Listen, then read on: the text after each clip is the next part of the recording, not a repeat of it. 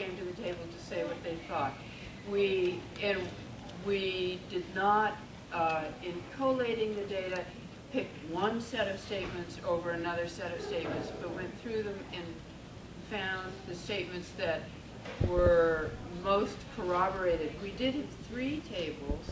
The tone and the content of the tables actually was quite different.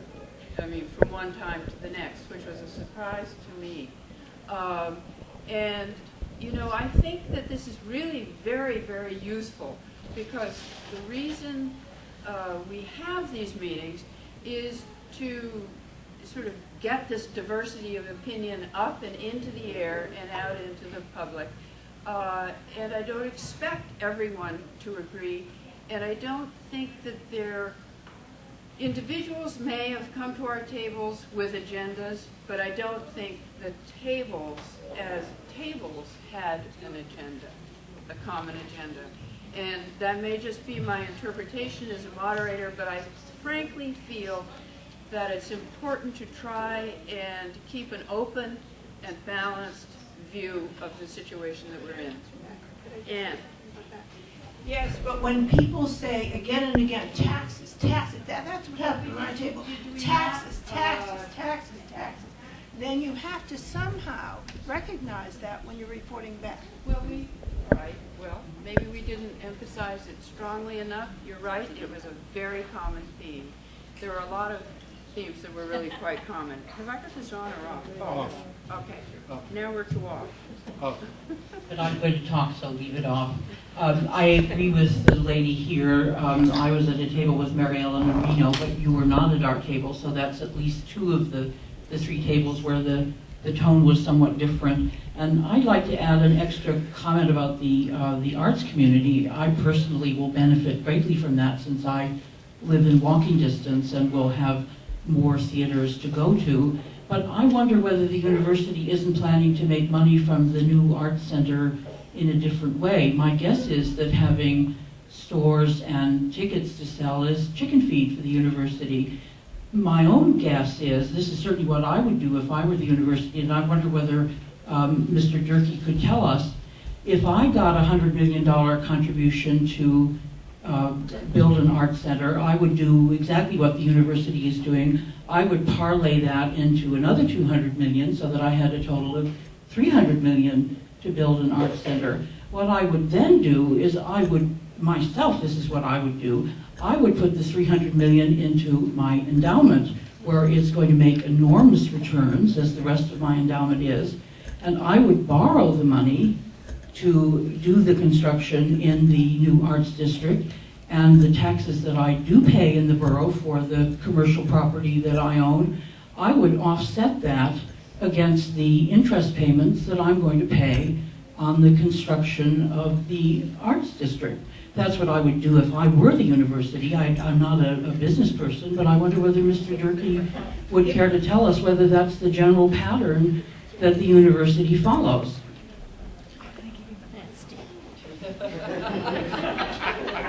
I want to personally thank Bob Durkee and Kristen for coming. They're wonderful people, and they're very articulate, and they know everything about lots of this. Robert.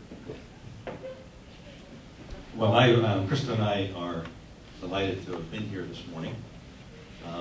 As always, when we come to these events, we learn a lot, and I hope we get to talk a little bit about some of the ways that the university does engage, I hope in constructive ways, with the community. I don't want to repeat the conversations that we had at the table on some of these topics about contributions, unless someone really wants me to do that. I do want to say a few words about the arts and transit neighborhood as we've been thinking about it over near Alexandria University, and talk a little bit about, we didn't really have much chance to do that this morning, about what it is we're hoping to accomplish over there and how we've been thinking about that area. And if you haven't seen the boards over on the side and you're interested in that area, I hope you will take a look at them before you leave. When we started thinking about this area, we were trying to achieve several things, not just one. One is we do want to expand our capacity to provide educational opportunities for our students in the arts. There's an enormous amount of interest on the part of our students in the arts, and much of what they do, I think, is very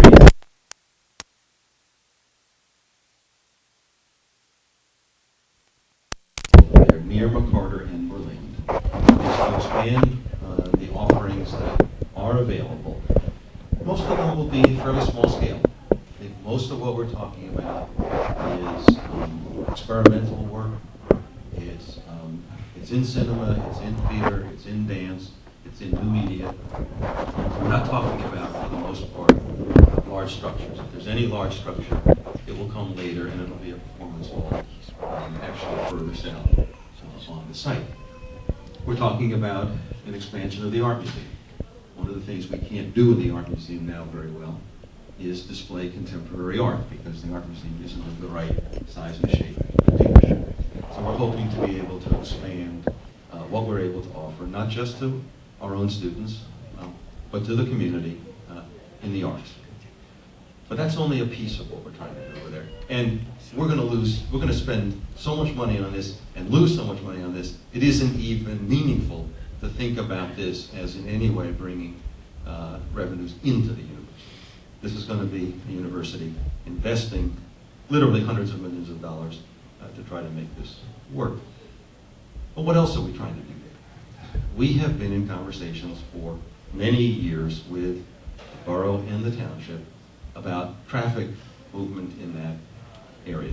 And part of what we've been trying to do as we think about it, working with outside consultants and traffic experts and others, is to figure out how can you get the traffic that's coming through that area to move more easily than it does now. Most of that traffic is not ours, and it's not yours. It's people going through that area to get wherever they want to get, north and south of Princeton. But how can you do that? And it's a very difficult intersection now because of the way it's designed, because of the location of the Wawa where it is. And so as we began to think about how do you support the arts in that area, and how do you improve traffic flow in that area, we began to think about, are there ways to redesign the traffic flow in that area, and at the same time improve the experience for folks who use the Dinky. The Dinky's been part of these discussions from day one. I just want to back up a minute and say that in the early 80s, when it looked like the Dinky was going to close down, one of the reasons that the Dinky didn't close down is because the university committed $900,000 in the early 1980s to sustain the Dinky, and we've committed about $1.5 million since to maintain that area. We have a strong commitment to that Dinky, one, because it's an important asset for the community, and two, because it's an important asset for our students. So as we've thought about this, and as part of that deal that we made with New Jersey Transit, we not only have to maintain that area, but we have to maintain the parking in that area. So as we've thought about this, thought about how do you improve the traffic, how do you sustain the Dinky, how do you provide the parking, how do you support the arts district, and then New Jersey Transit came in at one point in the process, and it said, if you're going to redesign that area, don't do it without making accommodation for bus rapid transit. Bus rapid transit isn't something we put on the table. It's something they put on the table. And they said, we don't know when or how this is going to work, but as you design that area, make sure that it can accommodate bus rapid transit, because if not, at some point in the future, you're going to have to redesign it to accommodate that. In the midst of all that, we also began talking with the borough about the community jitney that would bring people to and from the Dinky from the borough. And I agree with everyone today who said at some point that Dinky, that jitney system needs to link up beyond the borough. But at least in the short run, we're talking about people in the borough, probably for the most part, the people who do in fact walk to the Dinky, making use of this jitney. There's also a university shuttle system that's being expanded, which also needs to be able to get through this area. So as we've worked with our consultants on this, our designers on this, what we're trying to do is figure out how do you get traffic to work in that area, sustain the Dinky, support the arts neighborhood, and provide a very attractive place for both commuters, users of the art facilities, and our own students. And so what we have in mind is a very attractive public plaza, very attractive walkways, and a new station building that would not only provide indoor waiting area, but coffee shop, newsstand, and all the rest. We know that half of the riders of the Dinky drive there. And we believe that this plan will actually make it easier to drop off, get into the lot, or however you do it if you drive. That means half of the users walk there. Half of them are university people coming from the campus. So for them, the additional distance is probably not a major hardship. We recognize that for that remaining group, a quarter of users of the Dinky who walk and not from campus, that this will be an additional, I think you all know the number, it's about 460 feet. By one measure, not a lot of distance. It isn't that we said we really ought to move the Dinky a little further away. It's that we said, how do you make all these other things work? How do you make transit work better in the area? How do you make this complex work better? And if there in fact is a jitney from town, then there is an opportunity for those who are walking, who prefer not to, either walking down in the morning, walking back at night, to travel some other way.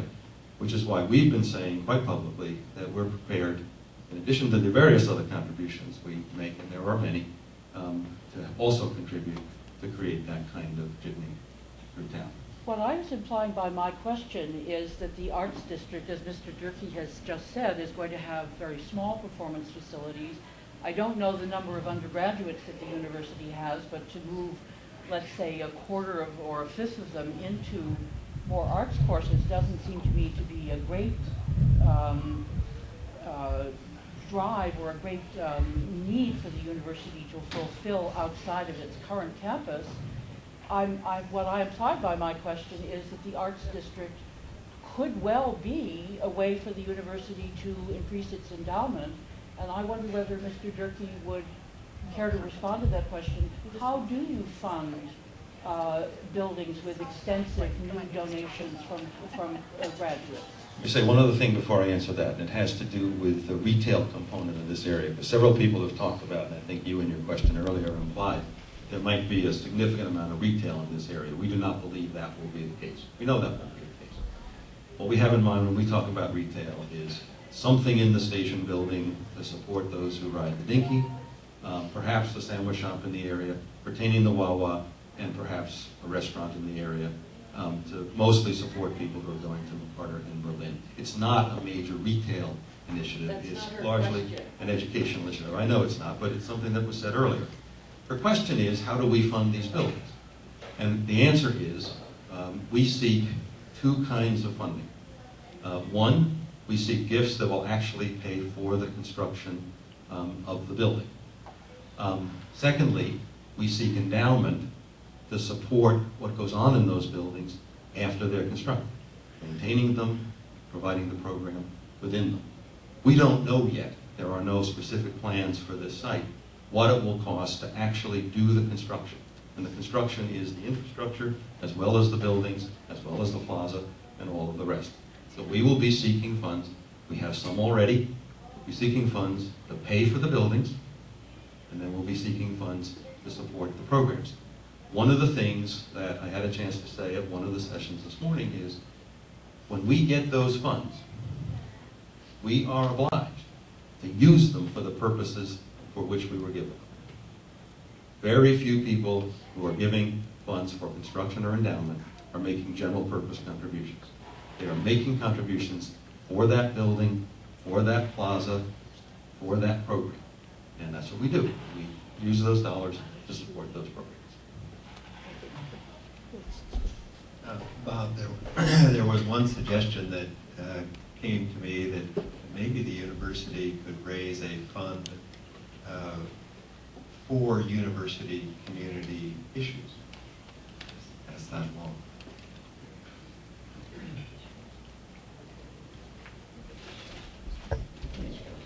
Bob, if I may, just a really quick question. What is the seating capacity anticipated to be for the restaurant?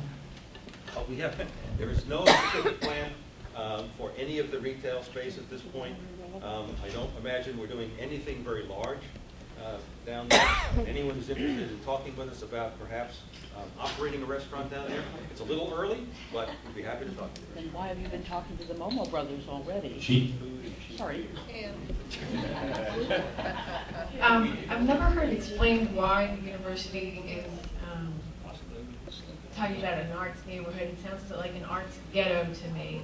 And you have, there was some very disruptive construction down in that area just a couple of years ago for the Berlin Theater. And now you're talking about a lot more disruption. And I didn't know why you can't spread out the arts across campus. I mean, you've got the James Stewart Theater over here. You've got other spaces that you could expand for this purpose. Why does the money given require you to do it the way that you're proposing? It's a very good question. It goes to the whole question of why we've been going through this campus planning project these last 2 years. We tried to figure out what kind of additional space did we need and what kind of synergies did we need for that to work. And one of the important synergies for us in thinking about expanding the arts is a lot of what we want to expand is work in theater and dance. Well, being able to construct that space near McCarter in Berlin has obvious synergies. You want people to be able to go back and forth among those different locations. We do have dispersed arts all around the campus. You could look at whether we should convert the parking lot on William Street, for example, behind 185 Nassau Street, into additional art space. The feedback we've had over the years is that's an important lot, not just for us, but for the community. Some of you may not know that our lots are open evenings and weekends, but lots of people do, and they use them on the evenings and weekends. And it's a way to provide parking for that facility and not use that space to expand for the arts. We couldn't fit there anyway. So you could try to find other places, but what the planner said is, wait a minute, here's an opportunity to take an area that's not particularly attractive at this point. Some of it is not particularly attractive at this point. Take advantage of the synergies, address some of the traffic issues through that area, do a better job of supporting the use of the dinky. You could do all this at once. Why don't you try to do it? And when we went to our donors, I think so far at least, what the donors are saying is, it's your job to figure out where you do it. We just, at the end of the day, want it to really work as a lively, vibrant neighborhood for the arts. People who have been our major donors so far, frankly, are just as interested in the idea that the university would expand arts offerings for folks in the community who are interested in these areas as they are in making sure that we can provide programs for our students. All right, maybe just 2 more comments. We've actually kept you a half hour longer than we promised and what we promised the library. So maybe we could start to bring this to closure. Do we have a few closing comments? Ron, you have the mic, and then this gentleman in the back. No, Oh, I'm sorry. Okay, and this woman here. I just wondered if there might be as an architect, I'm often sort of given a set of constraints, and I just have to deal with them. I wonder if the proximity of the Dinky Station to downtown might be overriding importance, might be a constraint that within which the university would just have to find a more imaginative solution. I don't know what that is yet, but I wonder if it might be possible to consider, just occurred to me, 2 stations. One which might even be a little bit closer to Nassau Street, but it's just for pedestrians. It's the terminus, and you get to it underground. That is the last section of this dinky might be, since there's going to be an enormous amount of excavation going on in conjunction with the new buildings, that it actually run underneath the plazas that you're proposing, and that the second station for people who are parking, that component of people who come by car, might even more easily be accommodated because it would be more remote from the arts complex that you consider. So I'm basically advocating a refreshed, imaginative approach to solving both needs. I certainly didn't mean for this to become a Q&A with me, but I'm happy to try to respond to that. After we met with the planning board a number of times on this question, including back in April, and we went back after that meeting to our outside designers and consultants on this and said, let's try one more time to see if we can't figure out how to make this work where it is. Clearly, that would make life a lot easier for lots of people. And we run into a number of problems. One is that we do have to deal with New Jersey Transit. New Jersey Transit is interested in not only there being only one stop, but there being one stop that can also be where the BRT stops. And so what they're saying to us is, however you solve this, you've got to figure out a way that can take the bus and the train and everybody at one place. We also have a deal with New Jersey Transit that says, and the parking lot has to be within a certain proximity of the station. So if you were to leave the station where it is, then basically the parking lot has to stay wherever it is. If the parking lot and the station stay where they are, then the Wawa stays where it is. You can't fix the traffic flow, and you don't have a place there to develop. You could develop further south, but you can't solve the transit issues, and you don't end up with the kind of plaza and amenities that we think we're going to end up with here. So it isn't that we haven't tried. And this is going to go on another long period of time, I think, in these kinds of discussions and elsewhere. And we're happy to keep thinking about it. But it isn't that we haven't tried to figure out a way to keep it where it is, and we just haven't been able to figure that out yet.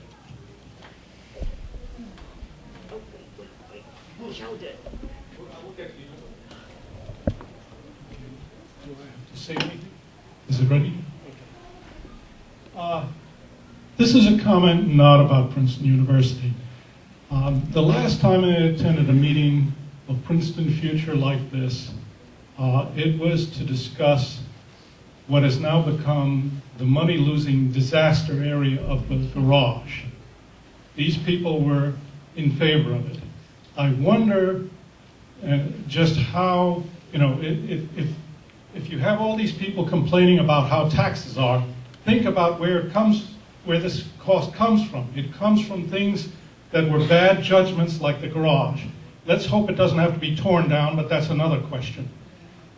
The question I have regarding Princeton Future is, I have never seen who the membership is, how many of them are actually borough taxpayers.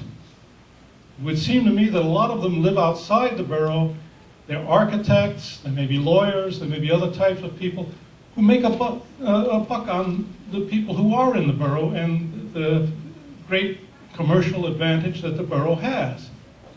This I find this very disturbing because I think that Princeton Futures is kind of a mysterious organization. Who funds it, for example? Thank you.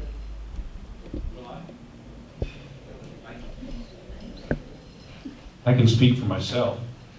I am a borough resident. I pay borough taxes. I donate my time for borough services. I donate my time to design the lighting for the Princeton Borough Monument. I donate my time to build Quark Park. I donate my time to build Writers Block. And I donate my time to Princeton Future. We are funded by donors who give us money for our expenses. All of us donate our time to this cause to try to bring the community together, to look down the road, to see how we can make collective decisions for the improvement of our town. How many of the people on the executive council live and pay taxes in the borough? I don't even know that I know that. I know I don't know that. I know I certainly do. I know Sheldon does. Joanna does. Susan did until a month ago. Marvin does. Marvin's in the township. I don't really feel any need to exclude people from the township from membership in Princeton Future.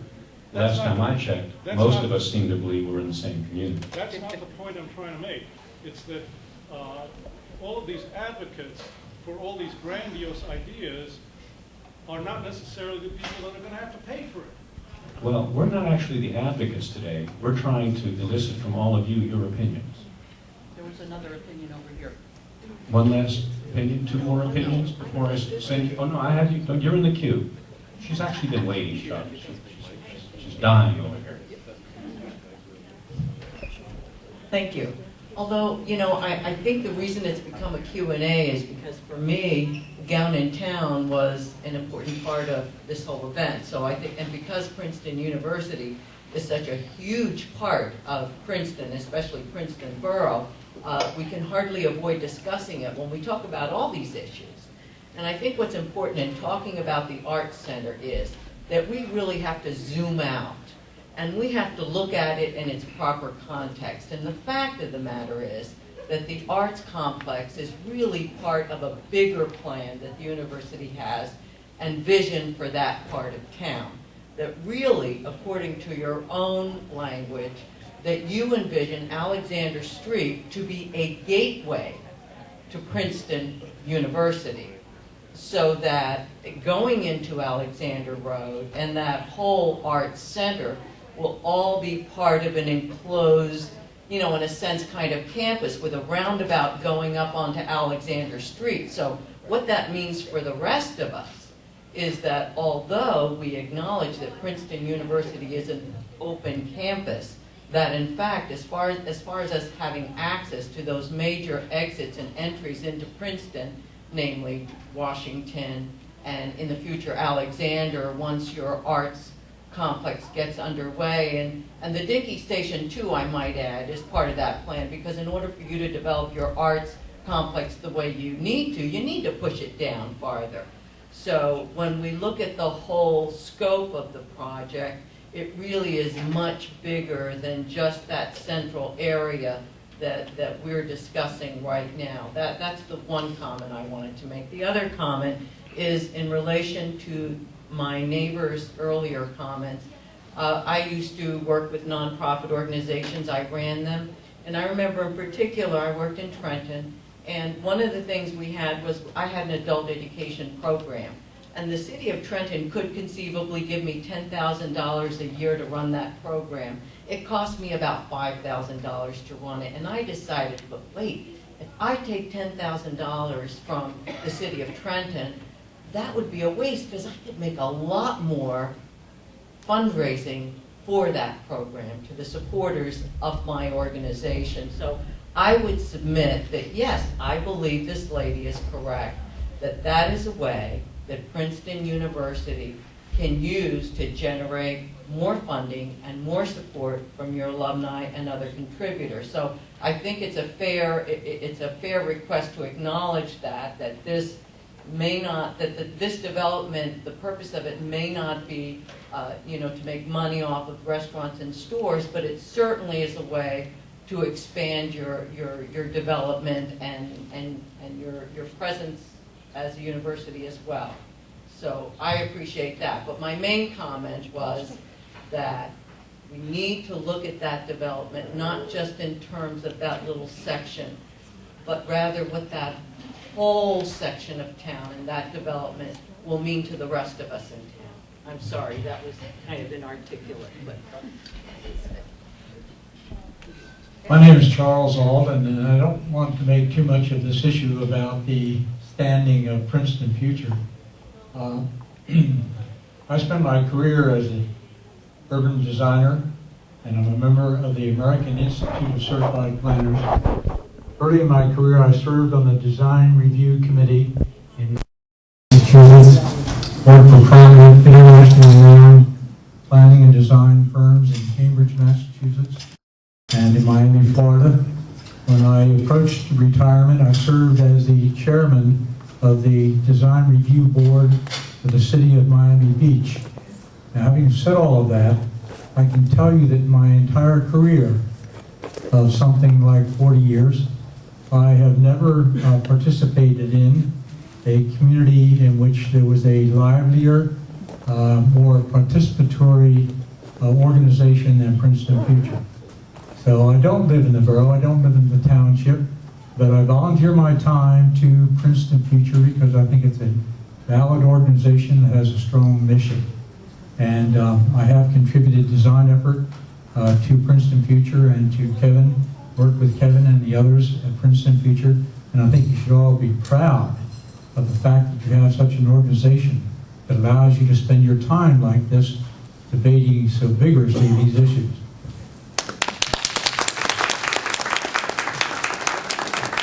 Well, thank you very much, everybody. I would like you to keep this thought in mind, two thoughts. One, we're going to continue this discussion on October the 6th here in this room. Over the summer, we're going to take all of the notes that we wrote today, we're going to organize them into coherent statements, and then we're going to dig into these issues individually, deeper, and try to come to, maybe consensus is too much to ask, but at least an understanding of the boundaries of the issue. And finally, I want you to think about this when you walk out the door. I'm looking at this couple sitting out there under the tree reading their paper, having their lunch in the shade by that table. And I want you to realize that 7 years ago, they would be sitting in the middle of a parking lot. And this heat, and all the cars that generated all the filth and glare, and this space where we are now standing, now been organized in this parking garage next door. And I'd urge you all to think about, was the condition then better than the condition today? And I will say that I believe the condition today is a vast improvement. Thank you very much.